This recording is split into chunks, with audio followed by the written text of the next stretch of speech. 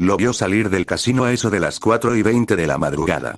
Las puertas de vidrio se deslizaron hacia adelante, y un hombre trajeado, con la chaqueta y pantalones del mismo tono gris, camisa blanca con los botones desabrochados y con la corbata en la frente, salió de dentro de la recepción del edificio. Lo miró bien. Cabello alborotado castaño, complexión delgada y andar torpe. Arrastraba los pies en el suelo, tambaleaba un poco y en más de una ocasión estuvo a punto de caerse de no ser por tener la mano apoyada en la pared. Fermito lo miraba desde el vehículo estacionado en la misma vereda, con las luces interiores del coche apagadas, y escondido fuera de la vista de un poste para no ser visto. Algunas costumbres no se pierden, se dijo Fermito al ver al sujeto. Varias veces vio al trajeado regresar así de los boliches a los que iba con amigos, y verlo como aquel año donde tuvo 16, le generó una sensación conocida en el pecho. Una ardiente y punzante como la del día donde Fermito tomó el control de él. Donde Fermito es quien ahora estaba presente y quien debió haber estado desde que adquirió la capacidad de conciencia. No podía comprender al hombre que ahora caminaba hacia él. Jamás lo comprendería, ¿no? ¿Cómo podía ese sujeto seguir con sus actitudes de adolescente sin verle alguna muestra de verse afectado por lo ocurrido?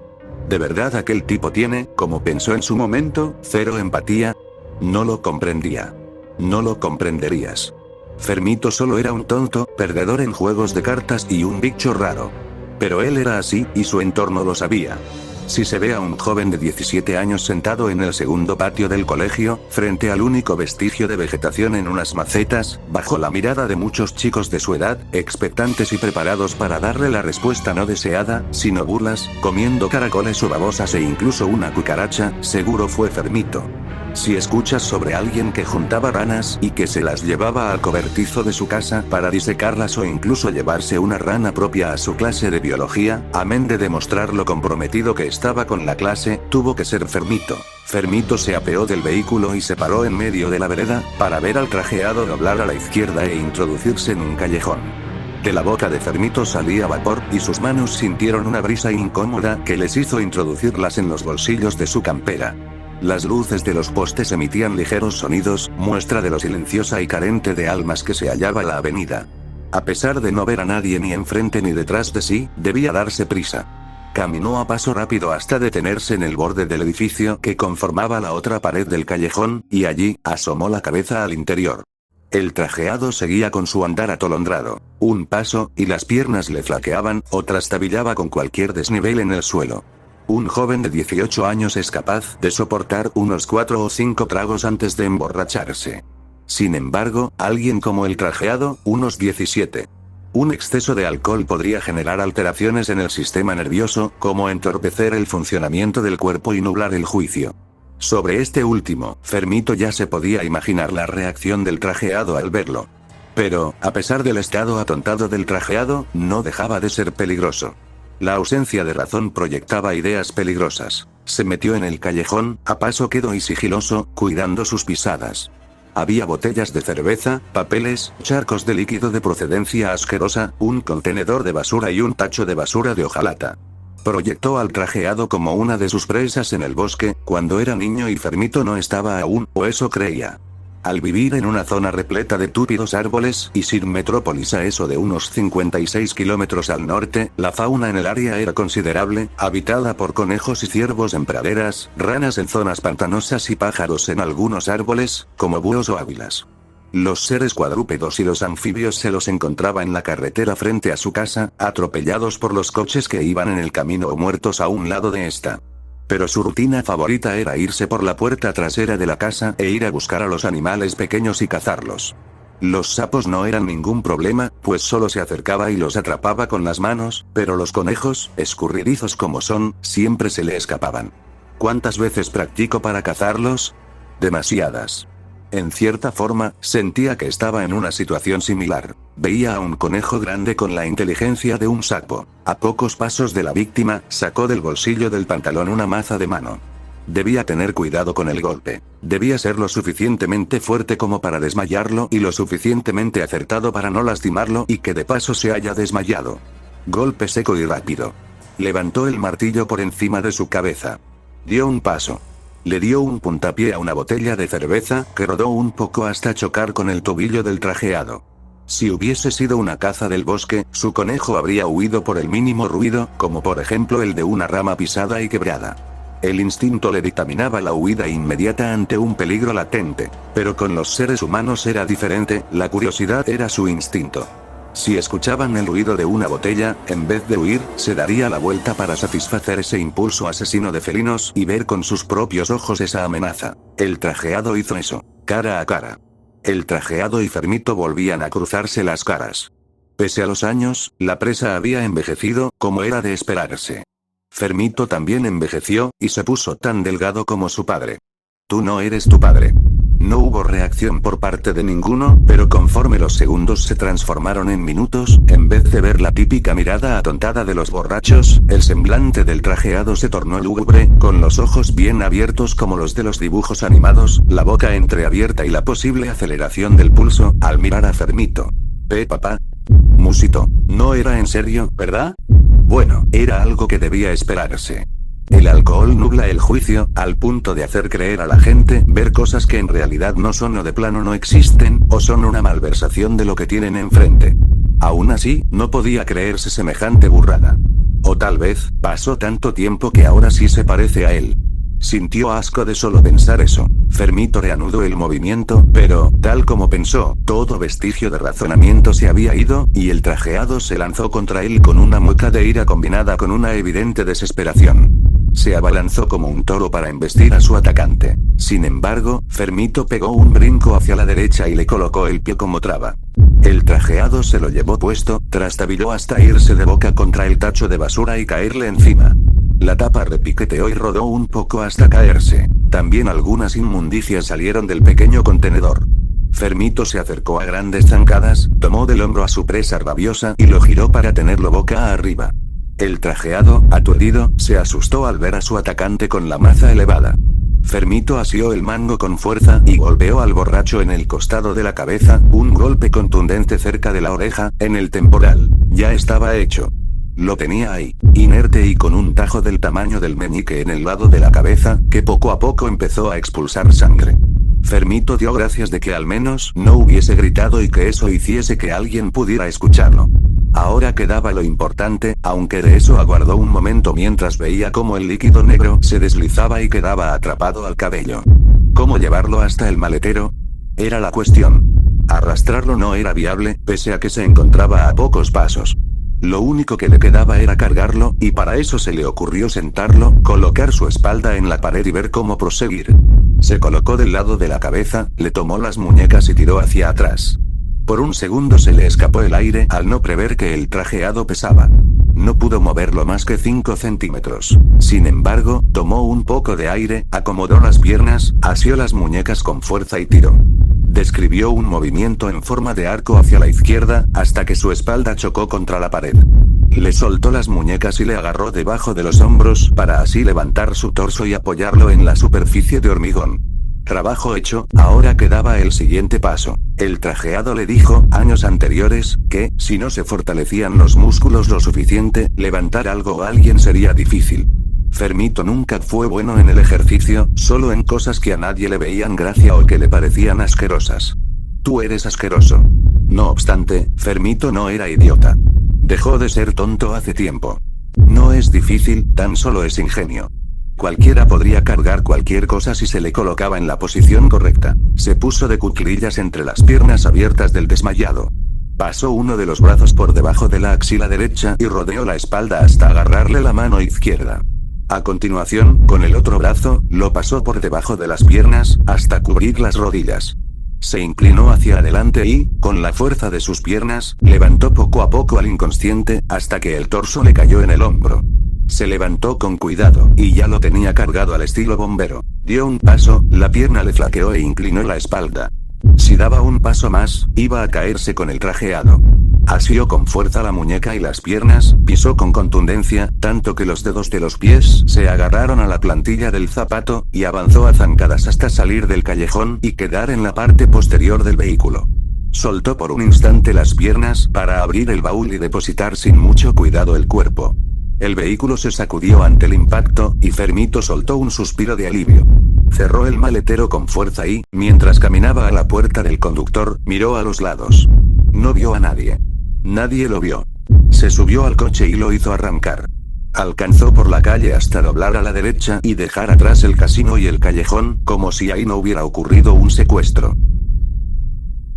El olor era suave, dulce y atrayente. Cebolla, morrón, puré de tomate caliente, desde otro extremo también percibió otro aroma. Caliente, tostado, le recordó al pan que hacía de niño con su padre. Aquellos olores fueron los que lo despertaron. Lo primero que JJ vio fue la luz cegante de un foco y un techo oscuro. Quiso levantar la cabeza, pero no pudo. Algo le impedía mover el cuello. Intentó levantar un brazo, ambos estirados por encima de su cabeza. Algo se lo impidió, y ese impedimento vino con un punzante y agudo dolor en la muñeca. Intentó mover la pierna, y al igual que el brazo, no lo consiguió y la misma sensación dolorosa se presentó en su muslo. Al final, decidió dejar sus extremidades quietas, pero los dolores no se fueron. JJ se sentía cansado y mareado. La luz en su cara comenzaba a molestarle. ¿Qué ocurrió?, se preguntó.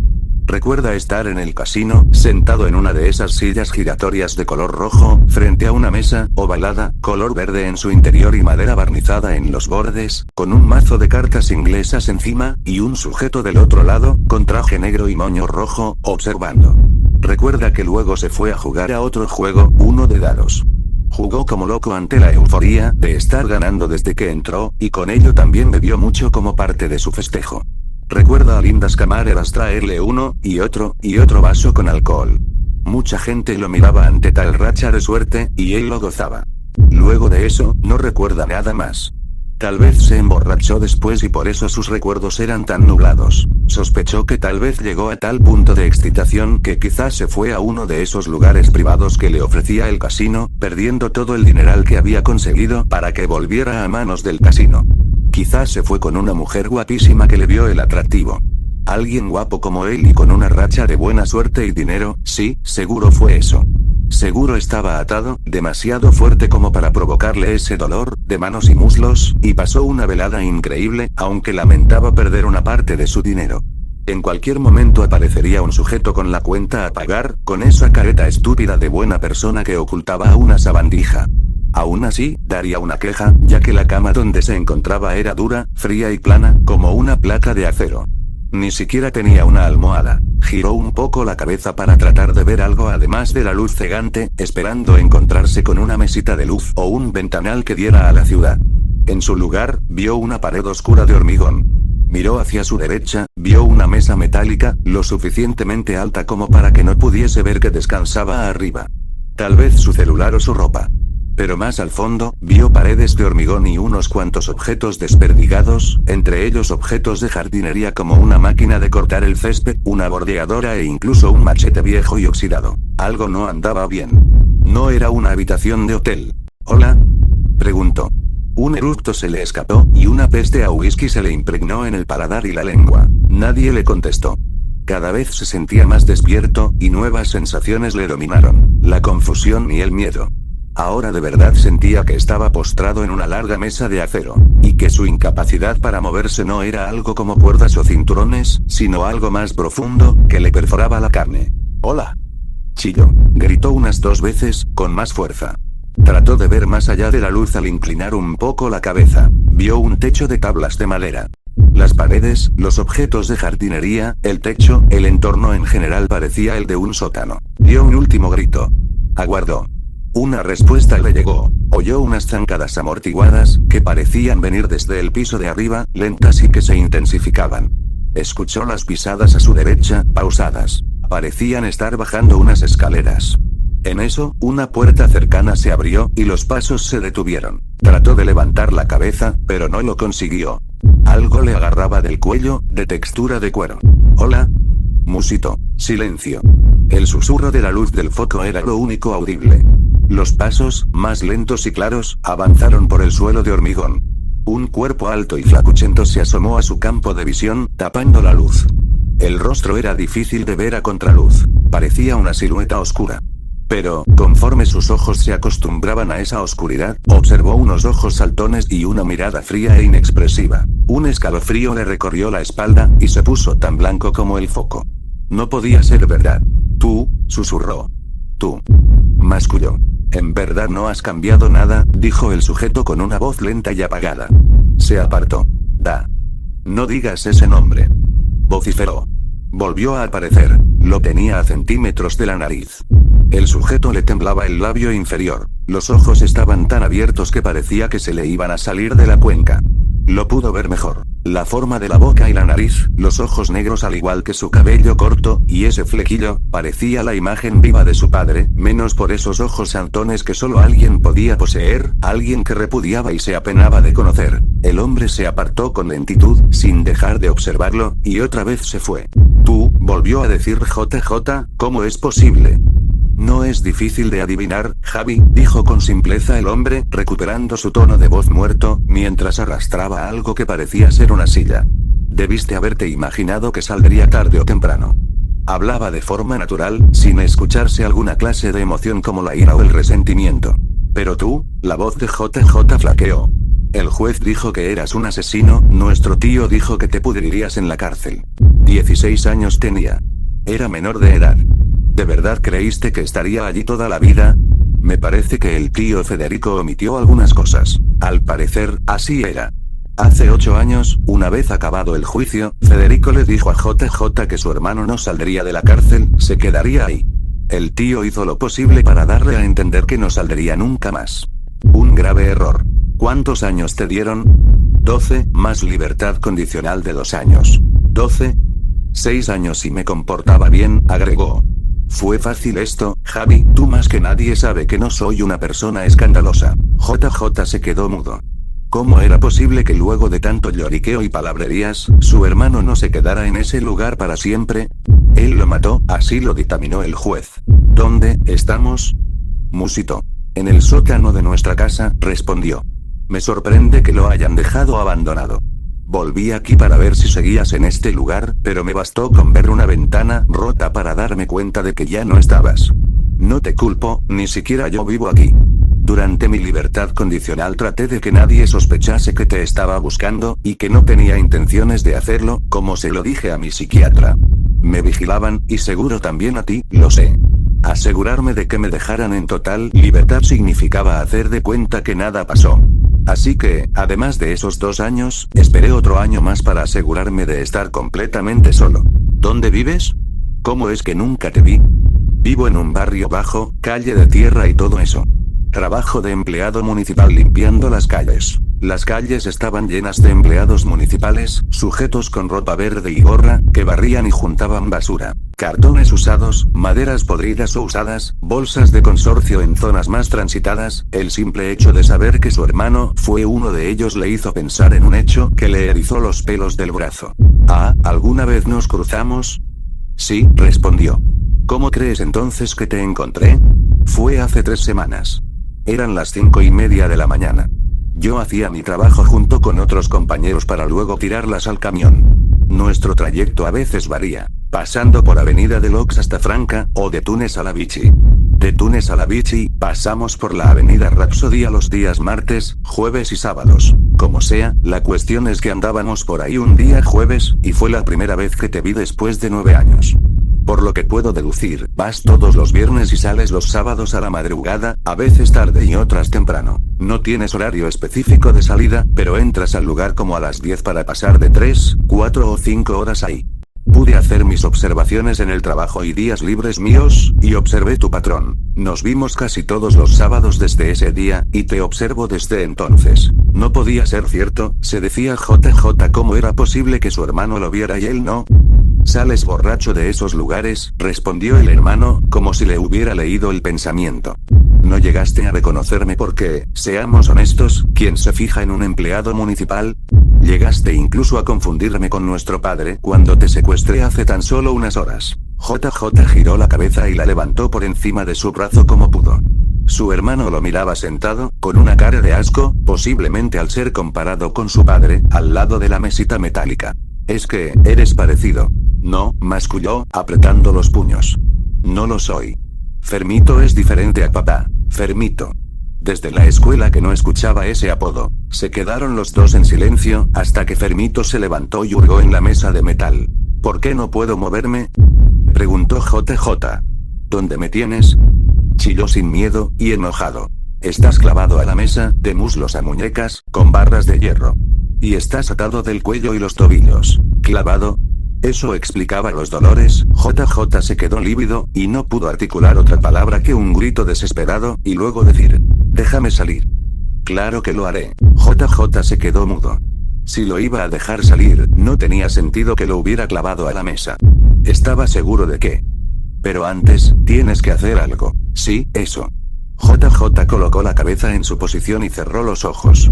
Sentía que en cualquier momento se le iban a escapar las lágrimas, que no se merecía estar en esta situación y que nada de esto es real, un mal sueño. Aquella idea se mantuvo en su cabeza. Oyó que Fermito se detuvo. Luego siguió el ruido de una caja que se abría, y que algo se deslizaba hasta detenerse. Ya que estás mucho en el casino, dime, ¿cuál es el juego que más frecuentas?, preguntó Fermito. ¿Acaso eso importa?, respondió JJ con desdén. Si quieres que te deje ir, solo responde. JJ guardó un segundo. A las cartas. El blackjack, más que nada. Era de suponerse. ¿Este es tonto o qué?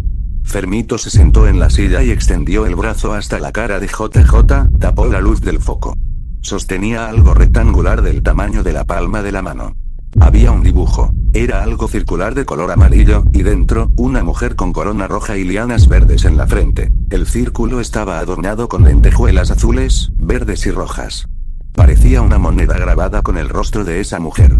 El círculo completo estaba colocado en una especie de altar, con banderas en las puntas inferiores y una corona en la parte superior, todo esto acompañado por los 4 colores mencionados. El rectángulo poseía márgenes negros, como si fuera un cuadro con fondo blanco, pero en la punta inferior derecha y la esquina superior izquierda había un número. El número 1, uno invertido y el otro no. JJ lo entendió. Estaba en presencia de una carta española. El 1 de oro. ¿La recuerdas?, preguntó Fermito. Me sorprendió que la dejaras aquí. Aquella carta, o mazo ahora que lo veía bien, eran las cartas de su padre. ¿Y qué vas a hacer?, preguntó JJ con un hilo de voz. Pues, vamos a jugar. Ahórrate el pero esas casas no están en el casino que voy, porque ya lo sé. Es sencillo, vamos a jugar un culo sucio, pero la variante que nos enseñaron de niños. Hace muchos años, JJ descubrió la verdadera forma de jugar al culo sucio. Primero, había que quitar las cartas con el número 1, espada, basto y copa, y los comodines. El único que se quedaba era el 1 de oro, el culo sucio. Una vez hecho, se reparten, entre 2 o más jugadores, todo el mazo de cartas. Para simplicidad, pongamos solo 2. Una vez repartidas las cartas, los jugadores deberán empezar a separar de a pares con el mismo número, por ejemplo, 2 de moneda con 2 de espada. Una vez hecho, y te quedes con cartas impares, debes seguir armando pares. ¿Cómo? Pues quitándole una carta al contrincante. Los dos se empiezan a quitar cartas hasta que uno de los jugadores pudo deshacerse de su baraja. Quien se queda con una carta es quien tiene el culo sucio, es decir, el 1 de oro. Pero el que les enseñaron a ellos dos era algo diferente. Era un juego de azar en el que tenías que tener suerte de que tu baraja no tuviera el 1 de oro. Se mezclaban las cartas y se repartían todas a los jugadores. Ningún jugador podía ver su baraja. Debían mantener la boca abajo e ir sacando uno a uno las cartas y depositarlas boca arriba en el centro. Si era un número cualquiera, estabas a salvo, pero no fuera de peligro, ya que, si tienes suerte o no, deberás sacar otra carta. El juego es así hasta que uno saca el culo sucio. Quien lo tira, pierde. Pero, será algo diferente, agregó Fermito. Yo me repartiré todas las cartas e iré sacando una por una hasta tocarme el 1 de moneda. Tu tarea será convencerme antes de que saque esa carta, decirme lo arrepentido que estás de arruinarme y meterme en la cárcel. Cuando saque el 1 de moneda, el juego terminó, y yo dictaminaré si tus disculpas me convencieron o no.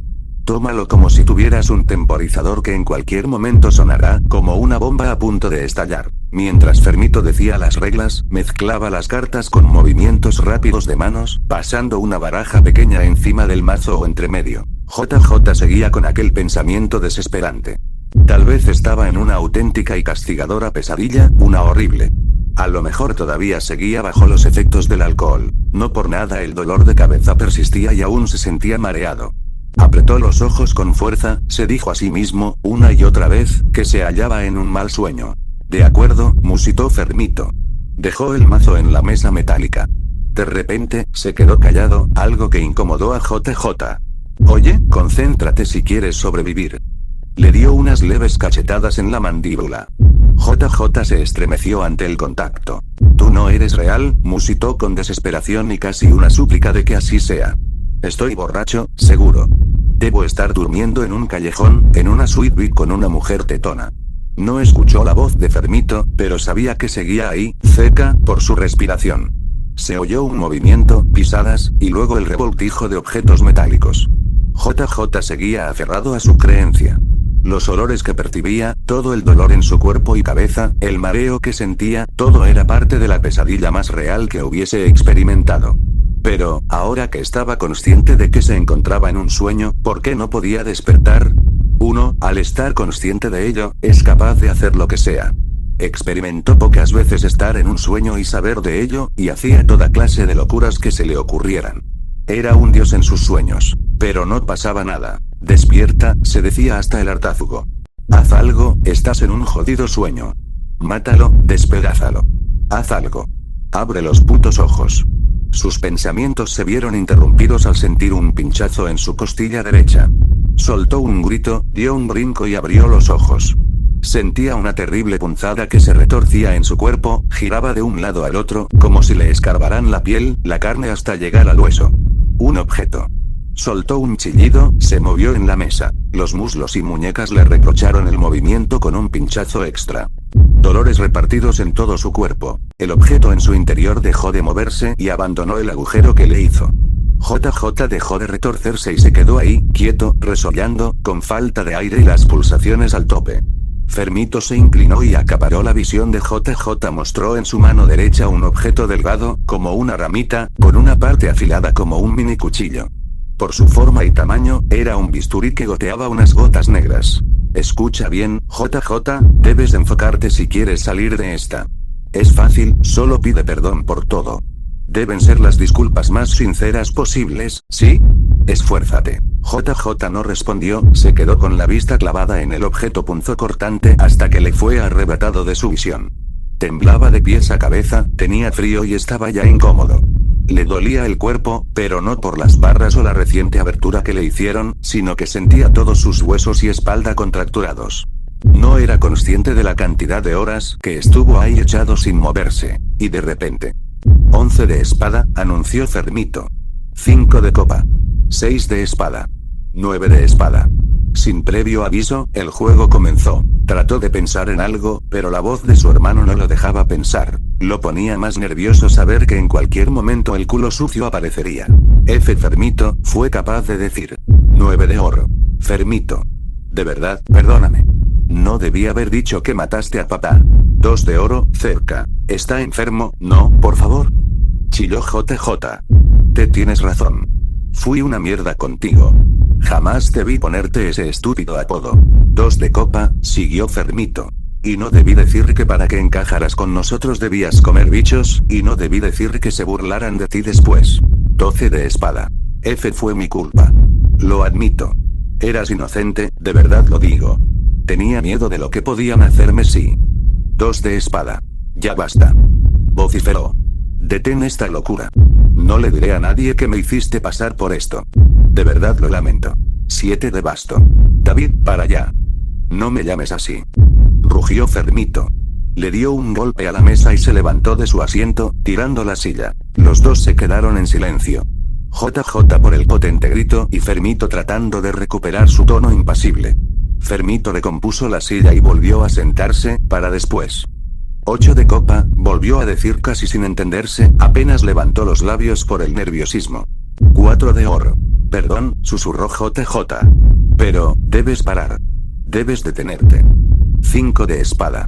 Debes detenerte. 3 de bastón. Debes detenerte. 6 de copa. Debes detenerte. Debes detenerte. Debes detenerte. Debes detenerte. Debes detenerte. Debes detenerte. Dijo, finalizando con un largo grito. El ambiente quedó sumido en la más larga y tensa pausa, solo audible la luz del foco. JJ respiraba con agitación, con los ojos bien abiertos y forzando lo máximo que podía la cabeza hacia arriba, girada hacia Fermito. Fermito no decía nada, miraba una carta en su mano con un semblante cansado y una mirada distraída. ¿Qué pasó? ¿Es el culo sucio? ¿Acaso lo convenció? Fermito dijo. 1, J. J contuvo la respiración, de copa. Dejó la carta a un lado, junto a un pequeño montoncito de las cartas que ya había dicho. Tomó otra de su baraja en la mano izquierda y habló. 7 de moneda, 1 de bastón. No podía ser cierto. Fermito. Chilló JJ con desesperación. Iré con las autoridades, confesaré lo que hice. 11 de copa. Lo juro. 2 de bastón. Deja de tirar cartas, maldita sea. 4 de copa. ¿Qué más quieres? Ya te pedí disculpas y dije que me entregaría a la policía, que no contaría nada de esto. 12 de bastón. Ya para, carajo. 6 de oro. Para, cabrón. Vociferó. Fermito se detuvo, observando la carta en sus dedos. Por Dios, continuó JJ. Ya te di lo que querías, maldición. Solo déjame ir, si quieres, hablaré con nuestro tío para que te pida disculpas. JJ se interrumpió al ver la carta de Fermito, dada vuelta, con el dibujo del círculo con la mujer apoyada en el trono. El 1 de oro estaba entre sus dedos. Culo sucio, anunció. Fermito se levantó de la silla y volvió a revolver entre las cosas de la mesita metálica. JJ lo miró con los ojos desenfocados. Fermito, musitó con un hilo de voz. Tuviste tu oportunidad. Se acabó. Déjame ir. Gritó con una voz chirriante. Voy a necesitar algo más de ti. Nuestro tío sabrá que desaparecí. Me encontrará y te meterán a ese pozo donde debiste haberte quedado. Oh, claro que lo sabrá, convino. Sabrá que desapareciste y reclamará por ti a la policía. Pero nadie te encontrará, eso no. Desaparecerás, como bien dijiste. ¿Qué vas a hacerme? Preguntó, rojo de la ira. Sabía que lo iban a matar, pero quería saber cómo. Si hay algo que me gustaba en la escuela, era biología. No todo, a decir verdad. Sobre las células procariotas o eucariotas, fotosíntesis, ADN, son cosas a las que no les tomo demasiada importancia. Pero sí me interesaba cuando veíamos los sistemas del cuerpo humano o de otros animales. El sistema nervioso, respiratorio, muscular, esquelético, no veo el motivo de mi agrado hacia esto, solo me resultan interesantes como la vez que trabajamos con ranas y que siempre traía la mía. No vas a... Fermito se le quedó mirando, con un objeto que JJ no podía ver al estar su hermano de costado. ¿Sabes? Aparte de eso, quiero probar otra cosa. Tengo todo lo necesario arriba, veamos si me gusta. ¡No! Gritó. Fermito pasó al lado de él. JJ sintió la mano de este en su vientre, y algo frío con punta tocó su piel. Aquel objeto se desplazó, causando en JJ un dolor molesto y ardiente. Fermito apareció en su campo de visión, de espalda, arrastrando dicho objeto hasta el pecho, que ahora podía ver bien. Lo vio bien, era el bisturí. La punta de este fue desde el vientre hasta su pecho, e hizo una línea vertical que empezaba a sangrar. Primero, hay que marcar lo que se debe cortar. No quiero hacer un corte disparejo. Fermito, dijo con sus últimas fuerzas. Sin esperanza en su tono de voz. Ya no hay nada que hacer, JJ, Dami. No pudo completar el nombre, ya que Fermito agarró con fuerza el bisturí y se lo ensartó en el pecho. JJ huyó de dolor, maldijo y sollozó. Una y otra vez, masculló Fermito. ¿Cuántas veces te tengo que decir que no me llames así? Vociferó, con esos ojos casi salidos que, desgraciadamente, JJ se lamentaba volver a ver. Se asomó a su hermano e inclinó la cabeza para verlo a los ojos y susurrarle al oído. Esa persona ya no existe. Era solo una careta que me ocultaba. Ocultaba quién soy. Pero ya tiré esa máscara hace tiempo, y no hay vuelta atrás. Y tampoco pienso volver a colocármela. Fermito se irguió y sacó el bisturí del pecho. JJ soltó un gemido. Fermito se apartó y una vez más hurgó en la mesa. JJ ya no tenía nada que hacer. Solo una oportunidad que se fue por el desagüe. Si hubiese sido más sincero, si no hubiese mentido ese día y llegaba a un acuerdo con su hermano para salir ambos impunes. Si tan solo hubiese escuchado a su tío e irse de este lugar, todo pudo haberse evitado. Estaría durmiendo en un callejón con resaca total en otra ciudad, o con una mujer tetona, en otro hotel de casino. Le dolía mucho, tanto que lo empezó a sentir en su pecho. Comenzó a gritar sin control. Algo gélido le recorría el interior de su cuerpo y sus huesos como un escalofrío, uno punzante y penetrante. Los pulmones se le contrajeron ante el aliento frío, que recorrió sus intestinos, hígado, estómago. Y el corazón le palpitaba tanto que parecía que se le iban a escapar de la caja torácica. Percibió que algo explotó y se expandía, como un globo de agua pinchado dentro de su cuerpo, y que se escapaba por una abertura hasta salir y desparramarse en su cuerpo. El dolor se detuvo. El líquido siguió. Respiró con agitación, hasta que una clase de gusanos gruesos y largos se metían en su interior. Volvió a gritar. Los gusanos del tamaño de salchichas se agarraron a los costados de la hendidura e hicieron palanca hacia arriba. La cabeza le palpitaba. Sollozó. Gritó con tanta fuerza que la garganta le ardía. Y mientras sentía que su cuerpo se abría como un libro, deseó que todo terminase de una vez. Apretó tanto los ojos que creyó que se le reventaron. Luego, no los pudo volver a abrir. Le costaba. Solo vio oscuridad. Fermito batía con una espátula unos trocitos de carne cortados en cubitos. Los revolvía en una sartén, bajo la hornalla de una cocina que funcionaba mediante el gas de una garrafa. Observaba la sartén y la carne gracias a la luz del mediodía entrando por una ventana rota y una cortina hecha jirones. Mientras cocinaba la carne, con la otra mano, le iba agregando cucharadas de un estofado humeante que estaba en la hornalla contigua. Cucharadas de la salsa de tomate. ¿Por qué lo hacía? En la preparación de la salsa, la carne debía estar junto con la cebolla, el morrón y el ajo, cocinándose. El problema es que cuando preparaba el tuco, no tenía carne a la mano, y tuvo que conseguirla hace poco.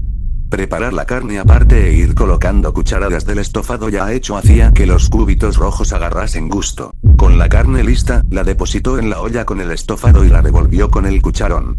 Tomó un cuenco de porcelana y se sirvió cucharadas abundantes. Dejó el cuenco en la mesa de atrás, entre una cuchara y una larga servilleta doblada en un cuadrado más pequeño. Se agachó, se colocó un repasador alrededor de la mano para no quemarse y sacó del horno una pieza larga de pan, que humeaba y desprendía un olor tostado y suave. La colocó con delicadeza en la servilleta. Ya con todo listo, tomó una silla y se sentó frente a la mesa. Agarró la cuchara y degustó el estofado, sobre todo la carne. Nada mal. Un corte limpio y lo suficiente como para que la carne esté tierna. No esperaba mucho de esa carne, y al final no lo decepcionó. Algo bueno de su hermano debía salir. Continuó comiendo en la penumbra.